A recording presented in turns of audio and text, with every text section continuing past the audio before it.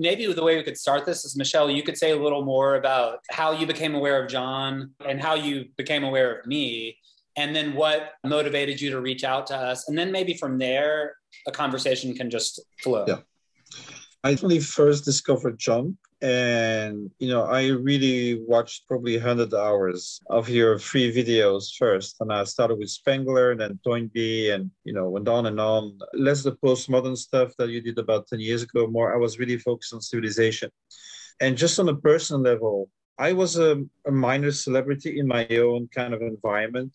So I work around peer-to-peer dynamics in the commons. I've been traveling like 60 conferences a year, at least since 2013. I've been to Yale, Harvard, Sorbonne, the Vatican twice. And, I was in this kind of upward spiral.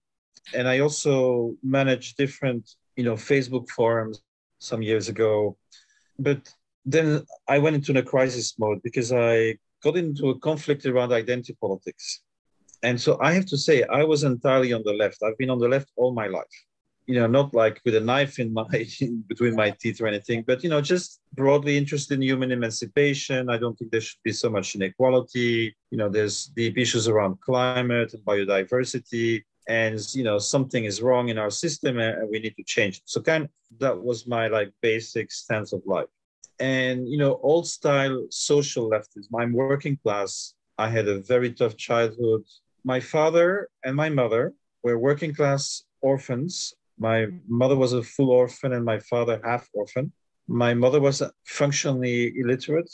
And when they married, they had nothing. So I had water dripping in our apartment, nothing we could do about it. We had no fridge, no TV. And I was taken away from my parents at 18 months and put in sanatorium because I had asthmatic bronchitis. And I remember things like having to eat my vomit, having nails like this, being in a glass house. I had a really terrible, traumatizing time. It took me until I was late 20s or 30s that I, got out of it. And also my intellectual formation, because I did, I was a Marxist first, then I had to do therapy. I was a Reichian. I lived in the Reichian commune. Then I said, okay, I need to do more. This is not working completely. And I did all the human potential stuff, primal scream and rebirthing. And, I worked with Stanislas Grof. Have you actually worked with him, or? I did 2 workshops with him and his wife. Yeah. Okay. In the 80s. And, then I got interested in spirituality. My first wife was a sannyasin of Rajneesh Osho. I was in Oregon, in Rajneeshpuram. Oh, wow. I did all kinds of stuff. And then I went to Western esotericism. So I've been a Templar, I've been a Rosicrucian, I've been a Mason. And then at some point in my late 20s, early 30s, I thought, okay, I've done enough. And then I did 3 years of philosophy. And then I went in business. So I did 2 startups, internet startups, web consultancies, Joe Firmage, the guy who funded Wilbur. I was a big Wilbur fan. I know John doesn't like Wilbur, but at the time I was really a big now fan. now it's 2-1. Well, I wouldn't say I love Wilbur. You both like Wilbur, huh? I wouldn't say I love Wilbur, but I find him very valuable. Some of his models are extremely helpful to me just for situating knowledge. I rejected him at some point, when he started talking about the mean green meme. But to be honest, with hindsight, he was right and I was wrong. Because what he was saying that something was going wrong in the postmodern universities, right? And at that time, I was a lefty and I said, well, they're not destroying the climate and, you can't blame them. This is the orange mindset, right? But today I would say with wokeism, of which he saw all the premises back in the 80s and the 90s. Yeah, 30 years ago, yeah. When you have a big problem and the alternative is totally fucked up, that is a problem. And that's what he saw, what I didn't see at that time. So I would be more forgiving now of what I blamed him for. And so I blamed him for, this kind of neoconservative turn. And then I blamed him for, he makes a lot of shortcuts. Like he interprets things. He says, oh, there's a consensus in that field. But then you talk to the people in the field, they say, no, there is no consensus in our field. And that is why I appreciate John's work, because it's all based on the primary material. When you two talk together in those 4 last series conversation, I mean, that's worth going 4 years to the university. There's so much integration and synthesis. I just want to say that, I'll kind of maybe wrap it up, is that I saw the whole left all my friends, abandoning me, betraying me, not supporting me when I was canceled. I lost 1/3 of my revenue first and then the rest with COVID. You should tell the viewers what you did that caused you to become a pariah among these people. All right. Well, it started with Jordan Peterson. I had listened to Jordan Peterson a few hours, and I put two critical videos on Jordan Peterson. One from the California Institute of Integral Studies and one from Russell Brand, but critical in the normal sense, that's why we like him, that's why we don't like him. And so I had just said, why is it that when young men and people in general are in trouble, they can't go to the left, they have to go to people like Jordan Peterson? That was my action because I had a mostly left liberal audience.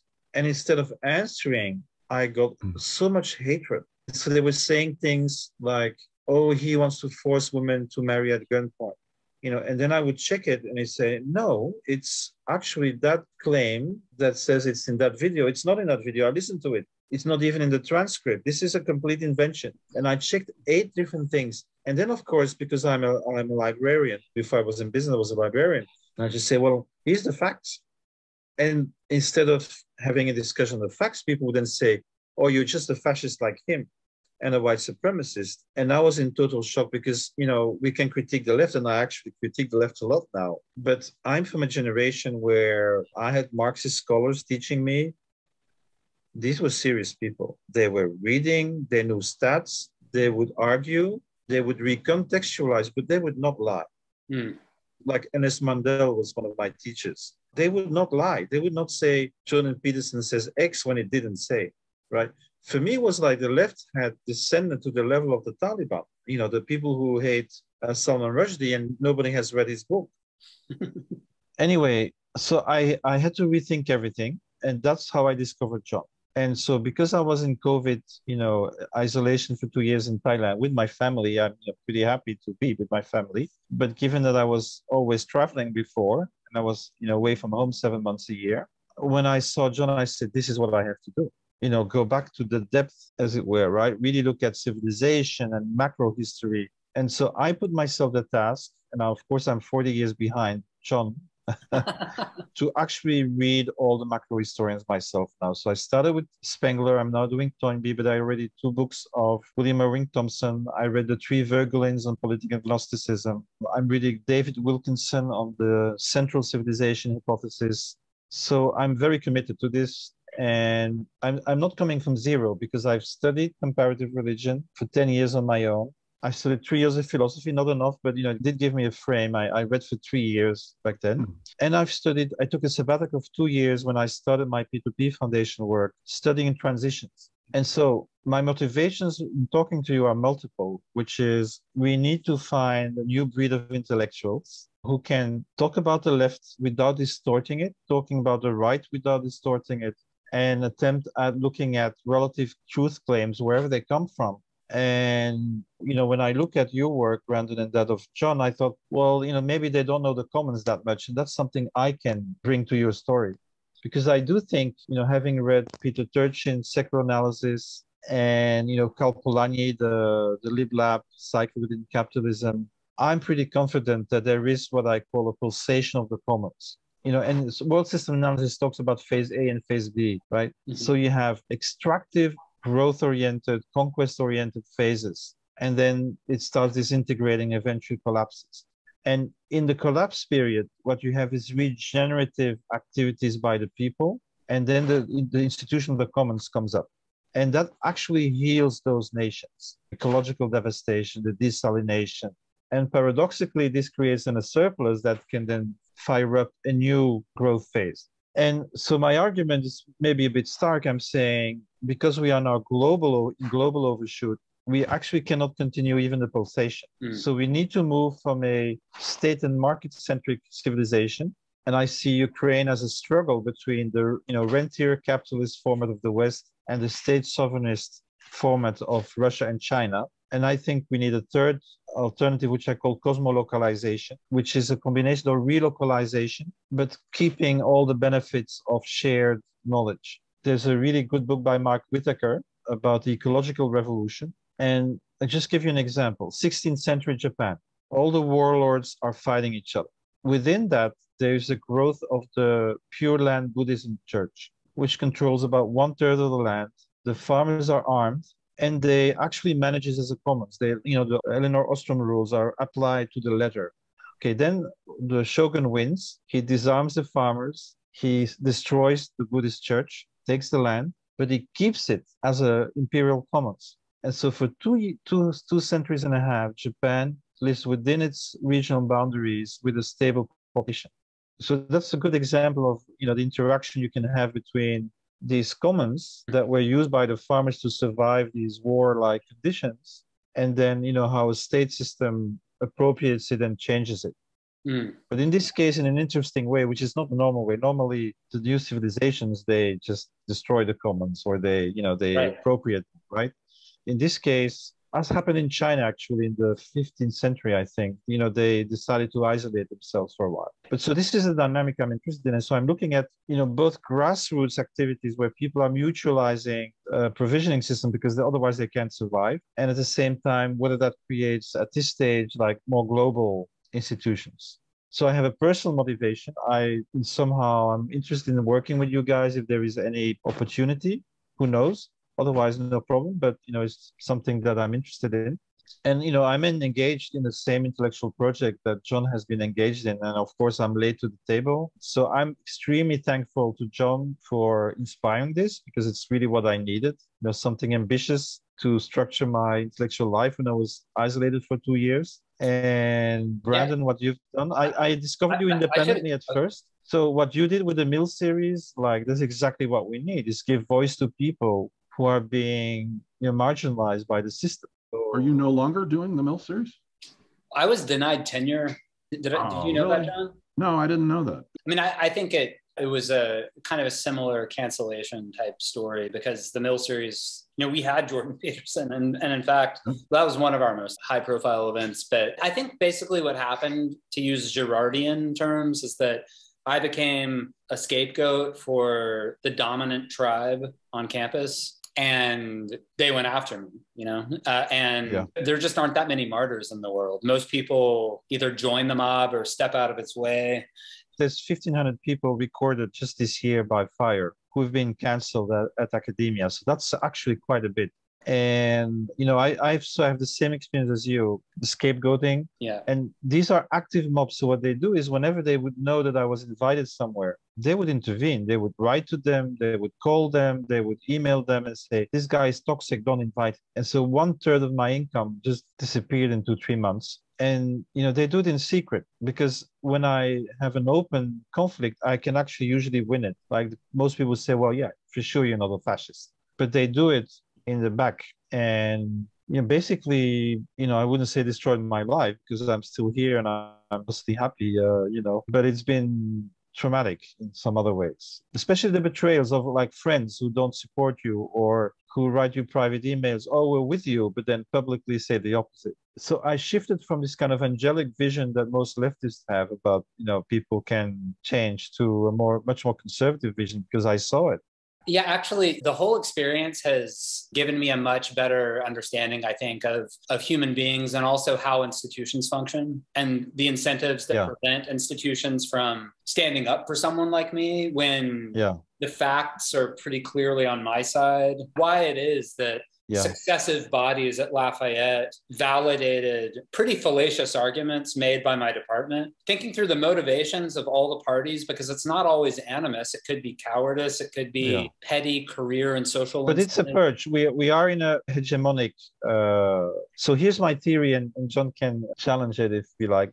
Periodically there is an explosion of differentiation, which can be migration, the barbarians, but can also be too much complexity, or the invention of print, and now the invention of internet. And so the old institutions are not able to channel the ideational glue which holds societies together. So you have fragmentation. Fragmentation creates polarization. And so we had the pagan church versus the Christian church, the Reformation versus the Catholic church. And I think now it's really that. It's the woke and the non-woke. This is at that level. And so one force, the Christians, the Puritans, and the woke, are the forces that want to re-simplify society. So they want less differentiation, to go back to forced unanimity around certain things. and then you have the other forces. And I give you an example. I think capitalism, and I'm a critic, I'm still a critic of capitalism in many ways, but I think capitalism and nation state was a successful attempt to go to a higher complexity level because you could still be religious, you could still believe, you could still discuss. They didn't abolish it. While the Christians in the 5th century created the dogmas, which eliminated the pluralism of pagan philosophy. And after that, of course, they created a great civilization. But for the first 5 centuries, everything broke down to the most simple feudal fealty. And I think this is a moment like this. And that's why I'm obsessed with woke, even though until 3 years ago, I said, oh, this is a minor problem, a diversion. No, this is it. This is hegemony. The revolution. Yeah, but I think it's not going to work because it's the PMC, right? The professional managerial class. They're only 20% and they're alienating everybody else. So it's going to create a reactionary working class revolt, like the Yellow Vest, the Canadian truckers, and the Dutch farmers. It's going to lead to right-wing victories everywhere, which creates its own problems because most of them are in denial about climate change and they don't care much about the social issues. But I think that, and this is where I've become right-wing in a way, the social right, like the Catholic social teaching, those types of movements, I think represent a balance between the good things about the left and the good things about the right. Mm. So for the moment, that's where I'm kind of like, my sympathies lie, like, I don't know if you know New Polity. I really like their work. They're very smart Catholics and they read Ivan Illich. They critique Judith Butler, but having read it. So they say smart things about it. They don't just reject it, without, even Jordan Peterson is absolutely not informed about postmodern philosophy. He just says stuff that, he's very smart in his other things, right? But he's not very strong in his done the reading. See, to a certain extent, Jordan Peterson is a fake because he starts talking about postmodernism in these very vague, nebulous terms that tell me he has not sat down and read specific texts. He's probably done what everybody does, a flyby reading of Foucault. You read 1 or 2 Foucaults and you think now you know postmodern thinking. No, you don't. It's not that simple. In order to understand Derrida, you have to have already read Heidegger, because I sat down with Derrida over and over again through the years, not having read Heidegger, and could not penetrate Derrida. Couldn't make heads or tails of him. But see, he was a Husserl and Heidegger scholar. So he presupposes Heidegger. And I did not realize that. So it took me forever to understand Heidegger. And I think that Heidegger was probably one of the hardest thinkers for me to figure out. But I finally did by going online and listening to there was a couple of classroom podcasts of professors talking about the specifics of his work. Heidegger finally clicked. And once that happened, I started doing Heidegger videos on YouTube, because I remember at the time, and this was probably 2008, at the time there was nothing on the internet about Heidegger and how to understand Heidegger, except a couple of superficial interviews with Dreyfus, whom I find a total bore. And there just wasn't anything. And so I thought, after I understood Heidegger, and I got this kind of impression that one of the reasons why there were not more professors explaining Heidegger was because they have this, once again, this is a different elite, but an elitist attitude. We know Heidegger, it's amongst ourselves, we professors, we of the elite. And I said, no, I'm going to democratize Heidegger now. I'm going to proceed to democratize him. So I went onto YouTube, did all these videos. They were a huge hit. But once Heidegger settled in, and now he's one of my all-time favorite philosophers, I'd put him up there with Spengler, then I could sit down and read grammatology, sit down and read Derrida, and I breezed right through it over a weekend. I read it like reading a bestseller. I was like, now this is intelligible to me. It's a whole different story here. So once I did that, and I did that and did a few Derrida videos, but then also I thought it was important to read 1,000 Plateaus by Deleuze and Guattari.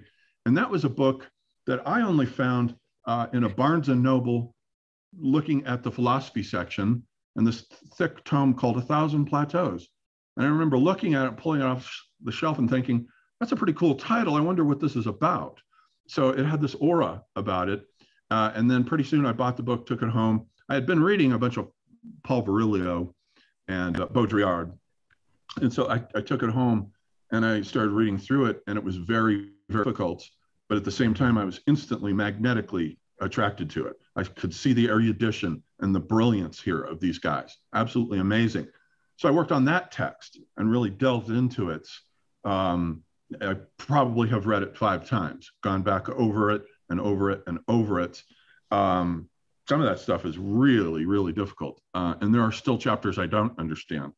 The chapter on economics and so forth, that's opaque to me. But nonetheless, so then I did those videos, and that was the process, was just being absolutely determined to understand postmodern thinking in a very concrete way by reading the texts and making sure I understand them, and then helping others to understand them as well by democratizing this knowledge. And they'll have some basic idea of, oh, okay, I get Heidegger, I get the basics here. I don't know whether I want to read them or not, but at least I understand the basics because Ebert explained it clearly, without using a bunch of the pretense of a bunch of jargon. And a lot of this academic jargon is a smokescreen of pretense to prevent you from getting into their circle. Once again, it's another one of these elite mechanisms. I think we're back in the period of the Republic of Letters. So when the Reformation broke out, the university system stopped functioning because they were involved in the fight. The scholastics became superfluous. They couldn't stop the Reformation. So I think 17th century is that all these scholars started writing to each other, writing prefaces and postfaces to each other's book. And that was how the society learned for that period of time. And then it was consolidated in the Royal Academies, and eventually the Prussians reinvented education. And I think we're in the university system is literally being destroyed because you can't even do science. You can't say like there's 2 genders. Right. There's like really basic things even in STEM that you can't say. There's just an article I read today. The medical sector is even abolishing exams. So they're creating people that do not know actually medicine just to keep the quotas. The whole society is involved in this, and this is an absolute breakdown of the university system. And so I think smart people are now going to John Ebert and to Michael Millerman, and there's a lot of things happening online where people are following courses. This is where real thought is happening. My solution to this was just to create my own school, because now there are all these online platforms that enable you to do that. And you don't have to have a PhD to do this. And I don't. I only have a BA in English because I became disillusioned with academia very early. In that last, probably junior, senior years of college, I discovered Joseph Campbell, and that led me to Spengler and to Carl Jung. And so that opened up a world where I realized if I go through academia, they're going to try to crush this stuff out of me. They're going to try to squeeze my imagination and force me to specialize. Joseph Campbell is a great example. His work is so incredibly valuable, but he's kind of considered a figure of fun for a lot of... even Spengler, they consider the dark root of global history. They don't like him. Yeah. And even Toynbee is suspect. There's a wave of Campbell bashing going on. And I'm not sure where this is coming from. When I read Spengler back in the 80s, nobody was reading him and everyone dismissed him. Now he's the bomb. And it's not just because of me. There are all these other independent people who have mysteriously discovered him at the same time that I was popularizing him. So it's really weird how these things come and go in waves. But right now, there's a lot of Campbell bashing, like for instance, with Jordan Peterson. I read Maps of Meaning, half of it, because I thought it was such a terrible book, and went along, did chapter by chapter analysis on YouTube. And I said, this is just Joseph Campbell's The Hero with 1,000 Faces, and he's not crediting Campbell. And I've heard him bash Campbell, and instead he vaunts Erich Neumann. And Erich Neumann is excellent as well, just as good. The Origins and History of Consciousness. Neumann was a Jungian scholar, and both, again, mysteriously, both Campbell in America and Neumann, he might have been living in Israel at the time, were writing about the hero myth in both of those books, totally independently of each other. And they both came out the same year in 1949, which is pretty mysterious. So Neumann's book is harder to read. Campbell's is easy going. Campbell has the ability to explain very difficult ideas without dumbing them down. Again, kind of like the same thing I do. And so reading him is just a pure pleasure. Plus, he started as a frustrated fiction writer, so he has an aesthetic sensibility that he brings to the prose. He likes it to read beautifully. And it's basically the same idea with the hero myth, the hero's journey, separation, initiation, return. The hero leaves some familiar environment. Luke Skywalker on Tatooine. This place sucks. I know there's a better life somewhere. He finds it. Then he has to go through the ordeal in Empire Strikes Back, this terrible ordeal of being initiated into the underworld, let's say the mysteries of the underworld. And then he returns and comes back transformed, bringing that knowledge back to try to renew the wasteland and make it bloom. So that's the basic myth. And Eric Neumann basically has the same set of ideas. It's just a little harder to read. But Peterson was holding up Eric Neumann and bashing Joseph Campbell, as was Camille Paglia. The exact same thing. Bashes Campbell as just some sort of popularizer who's irrelevant. Absolutely not the case at all. I've read every single word Joseph Campbell ever wrote, his whole oeuvre, and it is brilliant. And let me say this too. Campbell, with regard to academe, he used to compare himself to Mircea Eliade. So Mircea Eliade, he would say, is doing the exact same thing I'm doing, going through the history of all these religious ideas, only he calls them religions and I call them myths. And so if you read The Masks of God, an excellent 3-volume, that's 4 volumes, Eliade's History of Religious Ideas is 3 volumes, and it's wonderful, it's excellent, but it's very dry, it's very academic, it's very matter-of-factual, no real imagination to it. It's like he's just a journalist reporting the religious ideas. With Campbell, there's imagination and original ideas. Yeah. You will not find a single original idea in anything Mircea Eliade ever wrote. But, so Campbell used to say this, and I think he got it dead right, that what I'm doing is popularizing these myths, and Mircea Eliade is the academic equivalent of what I am doing.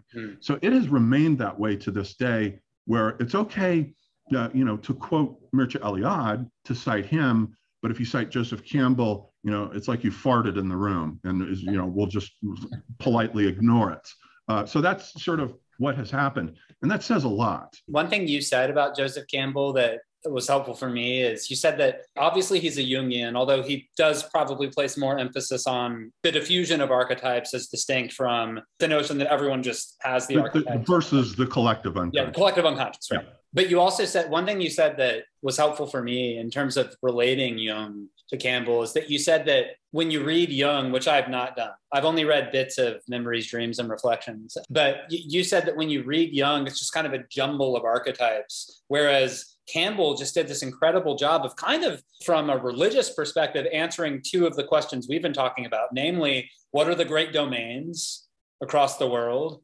And then what are the great progressions over time? And so the Masks of God, you've got the great domains. And also, I guess the Masks of God does have a chronological element. You've got primitive mythology, and then toward the end you have creative mythology, but even more notably perhaps in the historical atlas of world mythology, you've got the animal powers, seated earth, celestial lights, way of man. He takes all these archetypes and he organizes them in a way that helps the reader place very concrete. Yeah, it's very concrete because of the diffusion idea, because the whole issue is there are 2 ways then to explain why there are so many similarities amongst all the myths in the world. Why do we find the virgin birth, for instance, everywhere?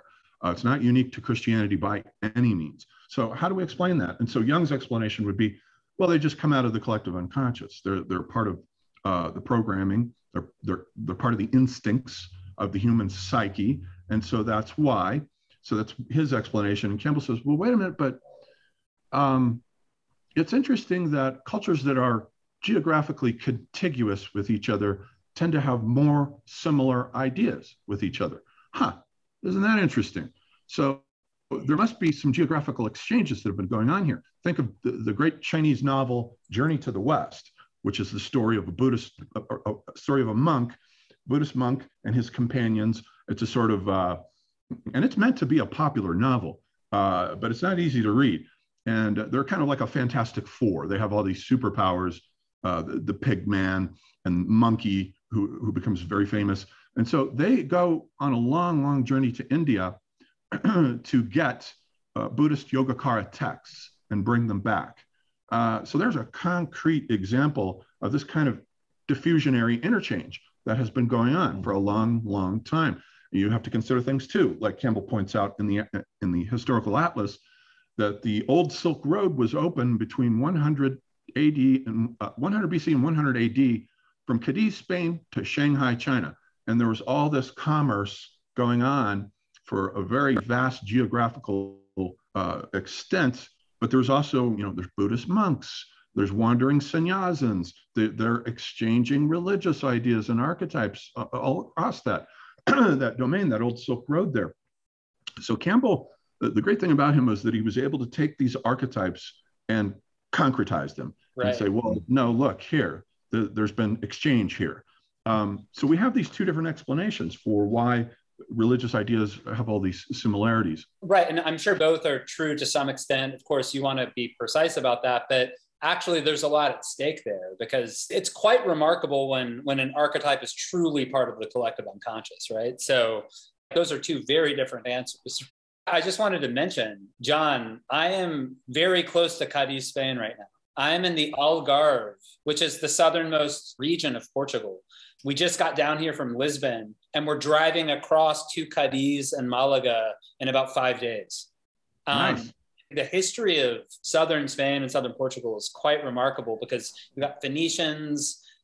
Before that, you've got Neolithic. Before that, you've sometimes got Paleolithic, but then up to the Phoenicians, and then obviously the Roman Empire, and then the Moors, and then the Christians. And it was a huge cultural zone of extreme significance, where the Muslims went up in there, and for a while it was Muslim Spain, and they brought all this knowledge. They brought Arabic numerals, alchemy, Aristotle. They were actually Umayyads, and there's Umayyadic Spain, and it was very culturally sophisticated. You had Jews living there as well. So you had Latins, Jews, and Muslims all exchanging ideas until the West decided, well, we're going to take Spain back and get rid of the Moors and push them out. Once again, we're back to the issue here of cultural identity. Are you Christian or is it Muslim? Yeah. And so we're going to make this boundary act. Charles Martel had already made a boundary act against the Muslims when they were trying to cross the Pyrenees in, 732 AD, and prevented them. So he created a boundary act and prevented them from crossing. And so Europe was willing to tolerate them because they're on the other side of the mountains. So we don't need to worry about it. But then eventually they decided to push them out. Cultures, I would say, they have these, they're like individuals. They have identities. And when you're an individual and your identity is under threat, either from without or from within, as in the case of schizophrenia, let's say, identity becomes a very serious issue. You got to know who you are. So it's very important. And so Spain is, it's part of the Western world, and we're not going to let Islam take it. So it becomes a boundary act and a war of two cultures, as it was with the Persians and the Greeks, where the Greeks created a major boundary act there because they already had a very strong sense of identity. We're Greek, we know exactly who we are. When a person has a strong identity, they're pretty much immune to psychological attacks, either from within or without. So identity, it's very important to find it and get it stable. And the Greeks already had a stable sense of identity. They weren't about to let the Persians take them. And so their reply to the Persians in this dialogue was Alexander. So Alexander the Great goes and creates this huge empire. We're done with the Achaemenid Empire. The Persians are no longer a threat. Later, then, of course, there's another backswing when the Muslims come in, and they pretty much take over the whole zone that had once been occupied by Persia and on into North Africa and so forth. So there has been this, all these boundary struggles between the West and the East that have been going on for centuries, century after century after century, each pushing against the other. Now, the mysterious thing to me about that is what exactly is that thing that's doing the pushing against another culture? What is that? It's kind of a mystery, but it has to do with the cultural immune system, in my opinion. That's kind of a metaphor that I use, that cultures, they do have kind of immune systems, and they know when something is an antigen and that's foreign and is not part of self, that needs to be expelled. That's mysterious. I think it has something to do with the external condition making abundance believable or scarcity. So when you can believe in abundance, you can incorporate more alien elements. For example, the Ottomans were very good with, I think it was called the millet system, where they would just give, other religious communities the right to manage themselves. As long as they paid taxes, they were happy. So in this kind of feeling of abundance, then you can say, oh, you sure, we can be different. There's no problem. Once you're under threat, you change from a win-win to a win-lose proposition. And this is what happened, I think, in 2008 with us, is we had diversity and inclusion, but it was about inclusion. It was about including people. And then suddenly that belief died. And now it's about, oh, you have privilege and I can only advance if I take it from you. And that creates then on the other side, a sense of threat as well. So for example, if you're on the social left today, you also lose your job, not just conservatives. I was in a jury, the largest German residency program, and they started by taking all the candidacies that spoke of Habermas and Sloterdijk. Never got an explanation, but these people wouldn't get support, so they were taken out. Then anybody who didn't mention gender and class was eliminated. So if you're a Marxist, and there was a young girl that I wanted to support, she wanted to study how freelancers in Berlin, self-organize against precarity. Oh no, she doesn't mention gender and class. She don't get it. And then the last process was they looked at the bibliography, and if you didn't mention the latest intersectional works, that was another no-no. That meant you didn't really know what you were talking about. So think about this. This is like 1,200 people getting money for the German state who are purely filtered on intersectionality. That's no longer just a battle between different ideologies. This is one ideology saying, and they claim they're integral, right? Intersection is like integral. They're saying, oh, we don't need New Age feminism. We don't need Marxist feminism. We have all that in our intersectional theory. So we don't need you anymore. So this is hegemony, and that creates civil war, because then the other people on the other side feel, oh, there's no more space for me. So I can also no longer accept diversity because I can't exist in your system. So I think that if we would look at the material conditions of history, maybe that explains a lot of why certain civilizations can live with diversity, and suddenly they look at the Muslim civilization, which is very open. And I can't remember exactly when, maybe the 13th century or something, then suddenly it closed. And I think now our Western civilization is closing down. It's a well-known finding and almost a cliche that during periods of economic scarcity, ethnic groups become more conflictual with each other. They retreat into their ethnicity and it becomes a zero-sum game for diminishing resources. But one thing I wanted to say that supports that is that a lot of the legislation that increased diversity in the United States was passed in the middle of the 1960s, where you're coming up 2 decades of great abundance and rising broad-based prosperity. So I think that supports what you're saying. Yeah. Also, like when you're talking about the informal criteria by which the application committee in Germany made their decisions, I'm reminded when Trump won in 2016, the faculty at Lafayette collectively freaked out and wrote a letter basically expressing their dire concern and discussing the need to organize and mobilize for potential resistance and painting a very bleak scenario of what might happen in the United States. And then there was a lot of boilerplate after that, just about intersectionality. And I remember they always try to hit like every conceivable intersectional identity. So it's like race, sex, like sexual orientation, the trans community, being disabled. And I remember one of the like 9, Muslims, like one of the like 9 things that they mentioned was class. I just thought that was so funny because they just added at the end.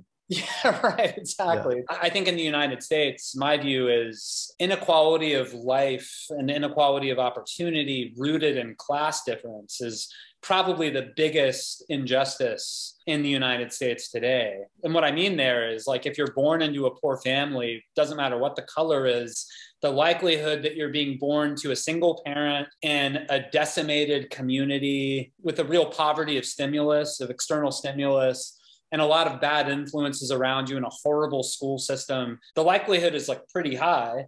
And if you're born into a pretty well-to-do college-educated family, the likelihood that both of your parents are together, that there's a lot of social capital and civic association where you live, going to a pretty good, it's much higher.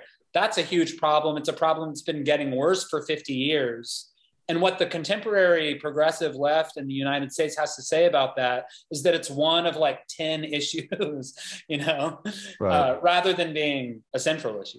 Actually, when you guys were talking, John, when you were talking, and also Michelle, when you were talking, I wrote down like 8 different things that my mind went to. But one thing I'll mention, so Michelle, like 30 minutes ago, you said the universities are just being crushed. Right. I mean, you described it as a purge. Maybe that's an accurate way to put it. You might call it a kind of slow motion generational purge, in the sense that largely what has happened is that even before the eruption of wokeism, for lack of a better term, in the last 5 years, for 20 years, I think that academic departments have been weeding out at the level of graduate admission and at the level of tenure track appointment people who do not conform to a very specific set of ideas. So in the academic humanities, I think it has been very hard for conservatives to get hired. Tenure is a secondary issue. Just getting hired onto the tenure track is, I think, quite hard for anyone who is openly conservative or simply critical of contemporary left-wing identitarianism.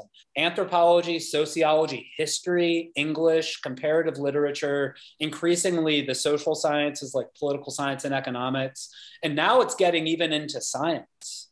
I can't remember who said this, but someone made a joke that like now scientists are diversity specialists who do science on the side. Or something like that. I'm sure that is not true of many. But anyway, the reason I bring this up, and this is like something I'd like to throw back to you guys, is I read Quigley with great interest. I actually learned about him from John because John did a video on him. And Quigley is very easy to read because his book, The Evolution of Civilizations, is basically like a college lecture translated into a book.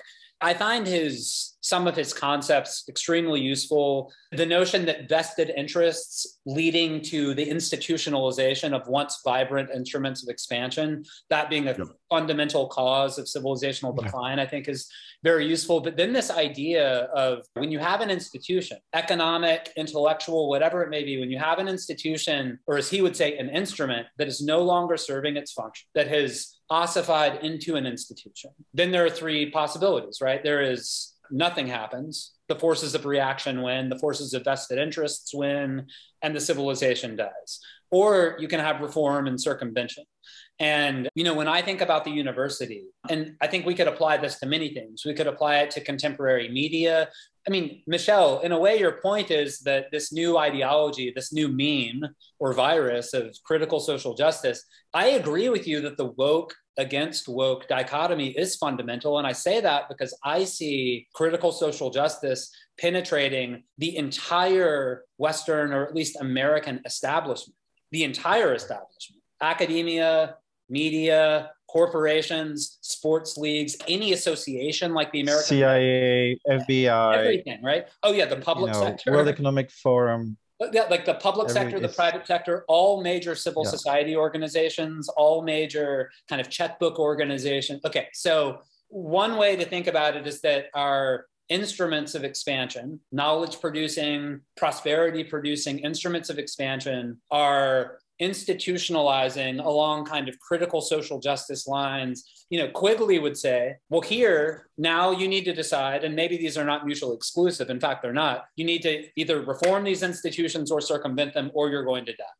So the key for me is analyzing how far we are in the decline. And, I can't really answer that fully. So if you read Peter Pogani, who wrote 2 books about where he says, okay, you have relatively stable dynamic systems and they change through chaotic transitions always. And so chaotic transition means that the old institutions actually have to disintegrate and then something new comes up. So this is not reform. So when you are in a real systemic transition, you actually have to change the institutions. And that's where the commons come in. So, and this is also Toynbee, right? You have the internal proletariat. The empire no longer takes good care of them. So they look for alternatives, and that's where the universal church comes in, right? The loyalties of the people change, so they're self-organized, radical spiritualities in which they try to cope with change. And then you have the nomadic dislocation, and so the external proletariat invades, and then somehow a deal is made. And so the seed forms of the universal church are the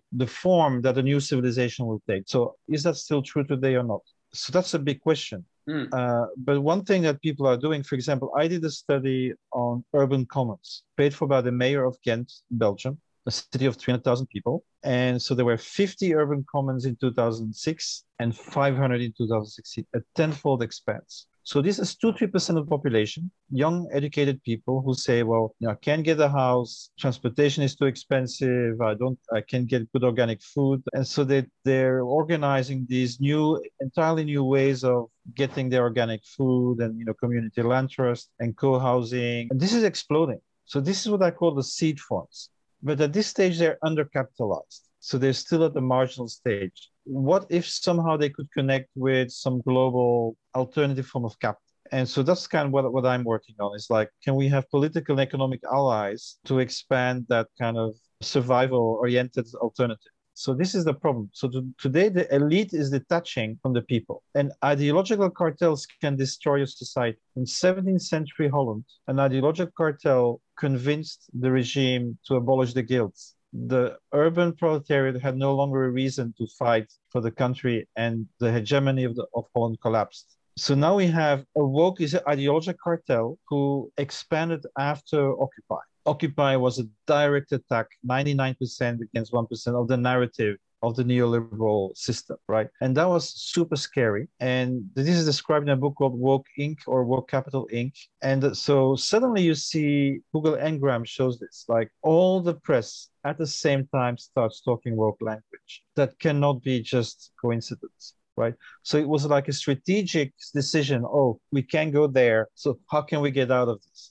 And so they saw woke as just as in the 70s, the crisis was there. Keynesians could only say, oh, spend more, spend more. It wasn't working. And so they had the Mont Pelerin, a very small group saying, oh, we know what to do. So I think this is what happens now. So they choose the woke cartel because they had developed this theory for 30 years. They were consistent about it. They were schooled in it, and it seemed like a solution. But I think it's a very short-term solution. But what's the alternative? The alternative is we need another elite, and we don't have it. So this is where the conservatives comes in, right? And I'll stop there. So is it believable that a conservative counter-reform takes over from the woke? And I think that's problematic, but okay. So I was just going to comment on Quigley, because I think his idea about this instrument of expansion, as he calls it, is very important and can be applied to the university, I think, as a whole. So an instrument of expansion is an instrument like, say, feudalism or capitalism that comes into being that expands the society geographically, but also intellectually. So you get these huge periods of geographic expansion and fermentation.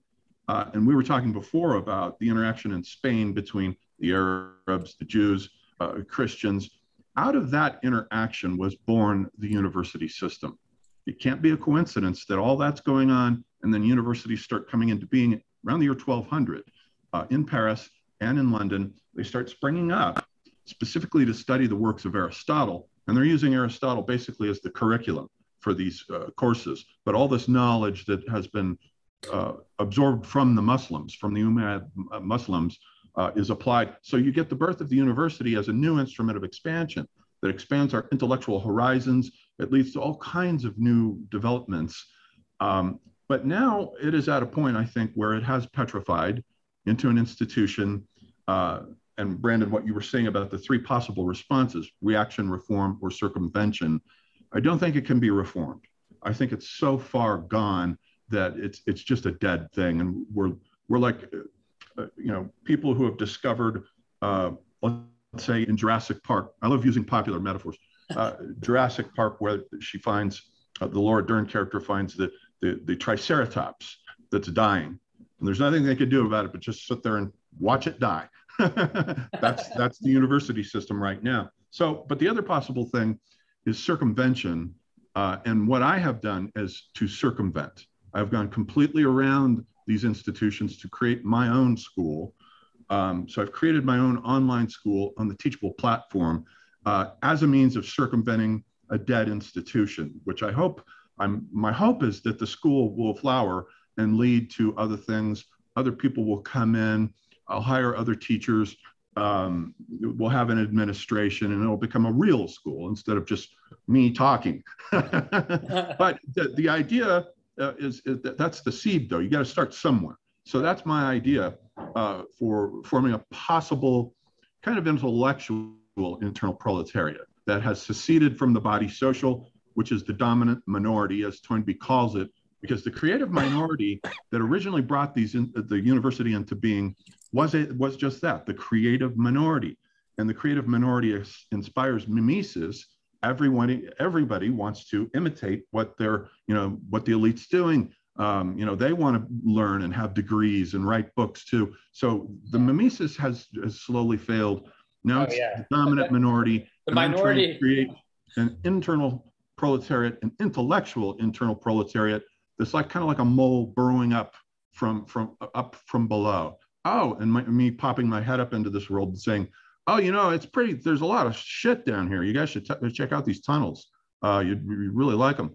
I mean, this might be useful to just go through really quickly. If we think about the major institutions and then how they've been circumvented in recent years. Now, a great example is media, right? There has been a real hemorrhaging of audience interest from established media networks like CNN and MSNBC and even Fox to organizations that have circumvented those institutions. Actually, Fox News itself circumvented, CNN and MSNBC. And so even though now Fox News gets more viewers than either of those networks, it's not considered mainstream, but it mimics the mainstream in terms of how it presents. Now you've got alternatives to Fox. Now you've got Joe Rogan and millions of podcasts and other media providers. And I, for example, never watch any kind of establishment news. I read some, but I don't watch any of it, even though I do watch a fair amount of news content. I just get it all online and I try to sample the ideological spectrum. So I think that in the media domain, a pretty significant circumvention is underway. Now, with respect to academia, I think if you define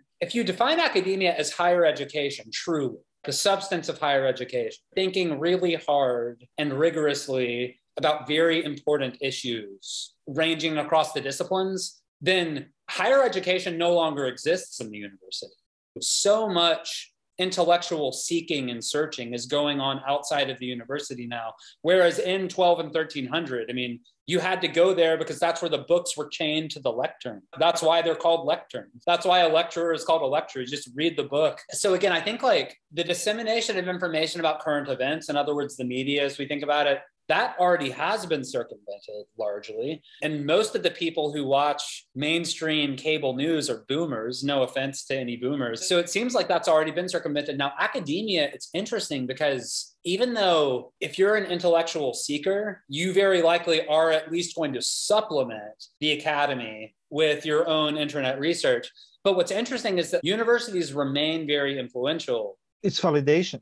Certification, validation, like you can know things, but if you don't have a university degree, it's not going to be recognized by other institutions. So it affects your economic future. Very much so. And that's one of the main reasons why students continue to go. They need the credential in order to access the higher rungs of the socioeconomic system. One other thing that these universities have in many cases is insane amounts of money.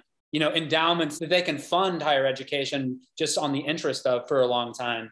I see two possible alternatives that I've seen recently. So one is something I know quite well, which is the maker spaces. These are spaces where people think about design, make, and then think about what they make.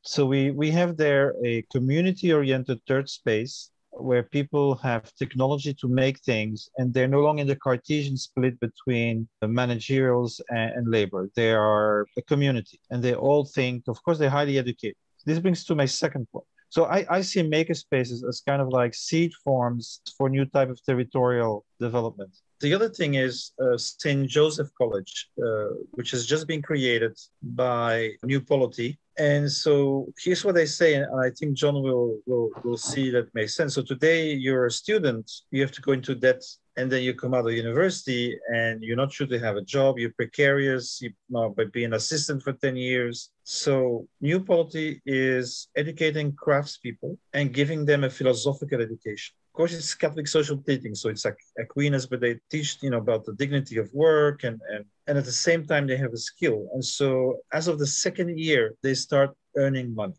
So they come out of university with money, with the skill, and with the capacity to think about their life and give it meaning. So these are just two examples of completely different structures than university, which I think is the kind of direction that we're moving in. So, what I've done in my work is always looking at the seed forms, right? So what are people doing to get out of these conundrums?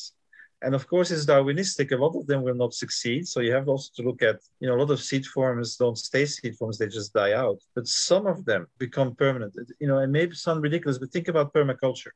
Well, you may think it's marginal, but there are like 20,000 in the world.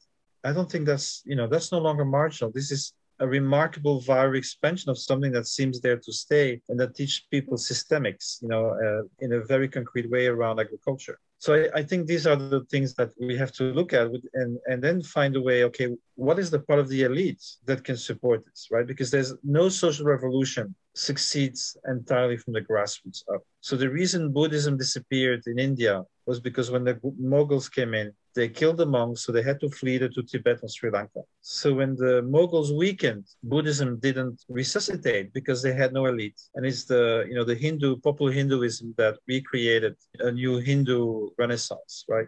So I think this is a big question. I don't have the answer yet, what part of the elite can be the agent of change? And if you look at the end of the Roman Empire, there was an epidemic of elite Romans giving money to the church because they saw the system was imploding. And by giving money to the church, they could ensure their pension and a place to live and be protected. And so they became the abbots and, actually the leaders of the Christian churches. That was part of the success of Christianity, that it could do that. It could attract these elite people. And then eventually it became the counter society, and the Germanic lords had no other choice than make deals with them because they were organized society. So I'm not sure what the equivalent is today, but this is, I think, what I'm looking for.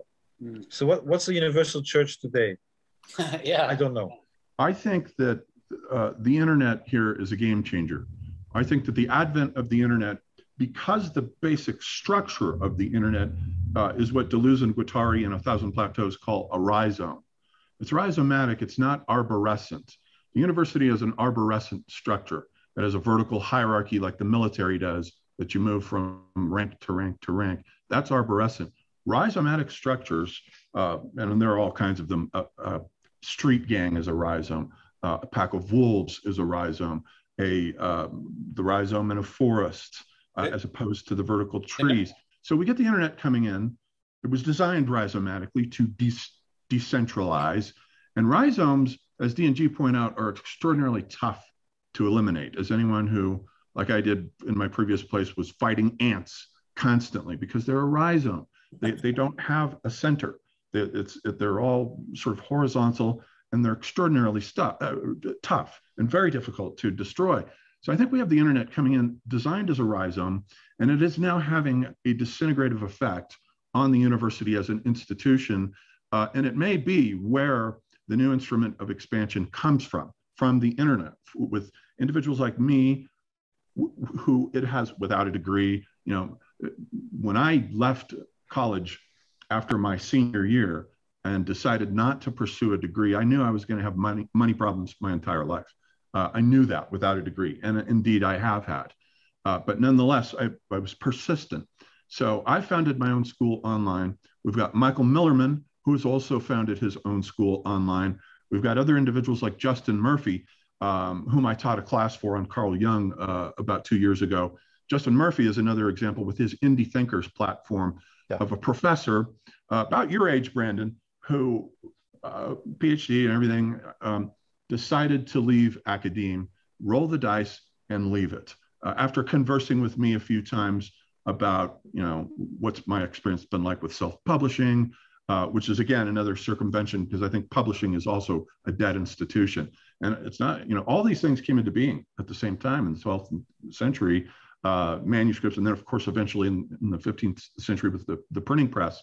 But they're all part of the same Gutenbergian world that is in full tilt disintegration. And I think with the internet, it opens up new possibilities for individuals for whom it doesn't matter if they have a degree or not. It doesn't, their background doesn't matter. It's a public platform. It's a new lectern. Let's say it's an electronic lectern that you plug yourself in, turn it on, voila, here's my own school. Students will show up, especially if you've got something to offer, as I do, and as Michael Milliman does, that the universities don't. And the people who show up now, the students I had in my first class, it was about 20 kids, Michel was there, were people who were there because they wanted to learn. They weren't there for a degree. They weren't there. I find this very significant. These are that percentage of college kids that I mentioned who are interested in actually learning something and not just in having a degree so they can go get a job. They're here on my school to learn. And it's working. We're up and running with our second class on understanding mythology, and it's working very well. We've got about 15 students in that one. We're going to do a course on the novels of Cormac McCarthy next. So we're going to go through his novels, and I anticipate a very large turnout for that, especially since McCarthy lives out here. This is his world. It's Santa Fe, it's McCarthy world. I just wanted to mention, since we're on Cormac McCarthy, I started reading Blood Meridian a few months ago. I stopped about halfway through, just not because I wasn't enjoying it, because I actually really enjoyed it. It was almost like being completely transported to another world through his atmospheric poetry prose. Yep. I had the same experience with Blood Meridian, where I think that was the first one I read, and I too stopped at about the halfway point, thinking, wow, this is so overwhelming. It's like such a saturation of knowledge and information that I don't fully understand. So I need to go understand the background of, you know, the whole situation in that novel. And then when I did the background research, made a little more sense. Mexican-American War, yeah, and so forth. It came in crystal clear, and I began to appreciate the richness of that book. So I've read it a few times now since then.